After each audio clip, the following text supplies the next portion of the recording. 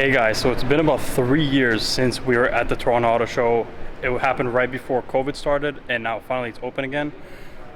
First car we're looking at behind us is a Lego Lamborghini Sian, which is pretty cool considering the fact on the other side we have a real Sian. But yeah, first interesting car I'm seeing here is this Lego Sian. That's an exact replica, exact same size and everything to the real car. Even the seats look the same, has the actual wheels, but even made brake calipers, brake orders, everything out of Lego. But then if we come across here, this is the Lamborghini Sian from Montreal. Very cool, one of 63 ever made. V12 with a hybrid with 900 and something. Nathaniel, how much horsepower is this? 8 something? Okay, 800 something horsepower, but with a hybrid V12. And beside that is a green STO. So here we have a 996 GT3 RS. These were never brought into North America, and now people are slowly starting to import them that they're 15 years old and more.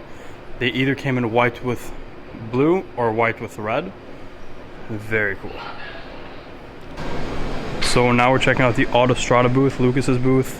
Of course, we have the McLaren Elva, but probably my favorite car at the auto show this year is right here. This is the Lamborghini Reventon, one of 20. I think I've maybe seen 3 or 4. Actually 2 in Ontario that people don't really know about. Then next to that is this yellow LFA that we actually saw, I think, back in October. Mark II Ford GT. So the GT, the Spyder, and the Elva are all owned by the same person. The Spyder is so sick. You never really get to take a close look at Spykers. I mean, people kind of refer to them as baby Paganis because if you look at the craftsmanship on the interior and everything, there's no car that has a design like this. This is before they had to use the regulations for the steering wheel with an airbag. So this one has no airbag, which makes the steering wheel look so much cooler.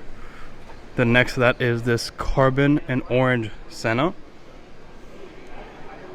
Of course, Viper ACR. This car is badass. They like doubled and tripled in price.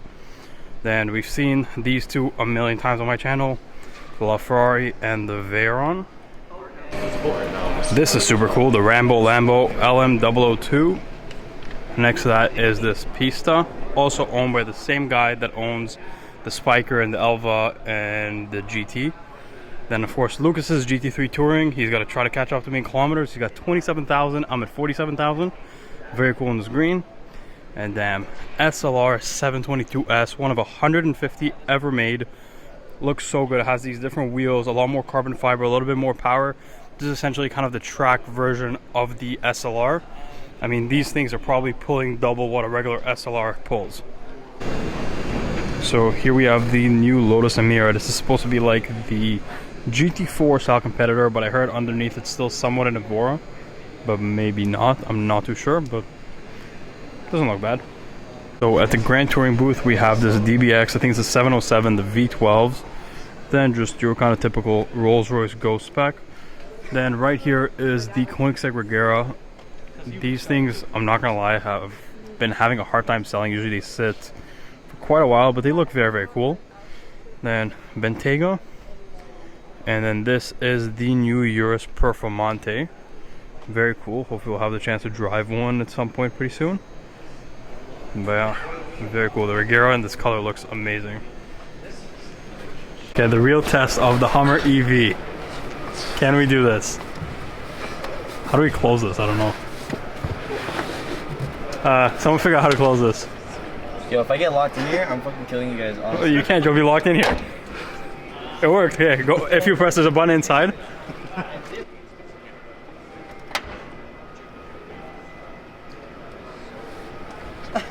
Yo, it works though. Ow, fuck my ass. Well, at least we know you can fit somebody in there. We can. So we are at the OPP booth where they have a Corvette Z06. That's a police car. It's very good. Yeah, it's all across Eastern Ontario, all across the province. So going from the police car Z06 right there, we're at the SUV sibling of that car, which is the Escalade V, 670 horsepower. Sounds crazy, and it's a big SUV. Big soccer mom SUV at that. So we have a Jesse, I guess, replica. I think it's a replica. I don't think it's a car from the movie, but the Jetta from Fast and Furious 1. Pretty cool. But yeah, in the movie, I think the car had no calipers, no brake discs or something with the brakes. But here it has it.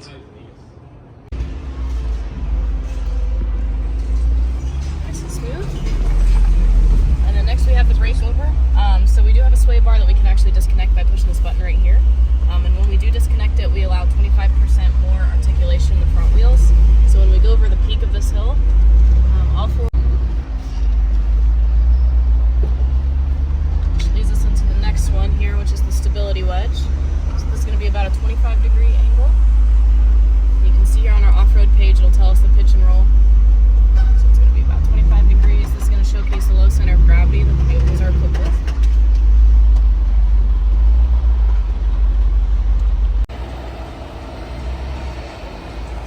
So this is the Jeep we are just in. It's 392, so the V8. And they're just doing these like obstacle courses right here.